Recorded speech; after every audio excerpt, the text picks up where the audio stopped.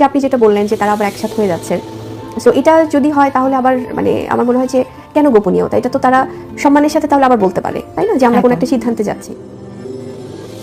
দুই নারী যখন এক পুরুষের ভাগীদার হয় তখন তাদের জীবনে বর্ষা এবং বসন্তের মতো দুই মৌসুম শুরু হয়। পরিষ্কার বলতে গেলে একজনের মুখে হাসি, অন্যজনের চোখে জল। দুজনকে একসঙ্গে ভালো রাখা খুব একটা সম্ভব হয়ে ওঠে না, যারই একটা বাস্তব প্রতিচ্ছবি অপু বিশ্বাস এবং শবনম বুবলী। শাকিবকে নিয়ে তাদের ত্রিকোণ এই প্রেমের হিস্ট্রি যেন গল্প সিনেমাকেও হার মানায়। যুক্তরাষ্ট্র থেকে ফিরে শাকিব আবারও সঙ্গ দিলেন অপু বিশ্বাসকে, অথচ মাত্র কয়েকটা দিন আগেই যুক্তরাষ্ট্রের মাটিতে খুব রোমাঞ্চকর সময় দিচ্ছিলেন বুবলীকে, যা আরো বেশি যন্ত্রণাদায়ক হয়ে ওঠে যখন প্রতিদ্বন্দ্বিতায় থাকা মানুষের কাছে পছন্দের মানুষটা চলে যায়। শাকিবকে নিয়ে চরম আনন্দে ছেলের জন্মদিন পালন করেছেন অপু বিশ্বাস। তিনি অবশ্য শাকিব যুক্তরাষ্ট্রে থাকাকালীনই বলেছিলেন সামনে চমক আছে, অর্থাৎ শাকিব যখন বুবলীকে সময় দিচ্ছিলেন তখন নানাভাবে মিডিয়া কর্মীদের প্রশ্নের মুখে পড়েছিলেন অপু বিশ্বাস। অনেকে তো বুবলির সঙ্গে শাকিবের ফটোশুট দেখে ভেবেই নিয়েছিল যে হেরেই গেলেন অপু বিশ্বাস।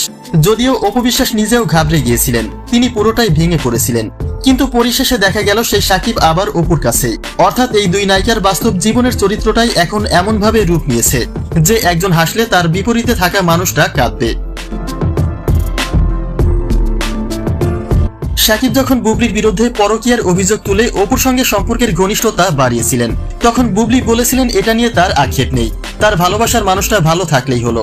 আফসোস শুধু এখানেই তার সন্তান বাবার আদর থেকে বঞ্চিত। অন্যদিকে ঠিক এমন একটা কথা অপু বিশ্বাসও বলেছিলেন যখন তিনি দেখলেন শাকিব এখন বুবলির দখলে, এবং তারপর থেকে শাকিবকে দেখা যায় দুই সন্তান নিয়ে ক্যামেরায় আসতে, যার সুবাদেই হয়তো শাকিবের সঙ্গ পাচ্ছেন তার দুই প্রাক্তন স্ত্রী।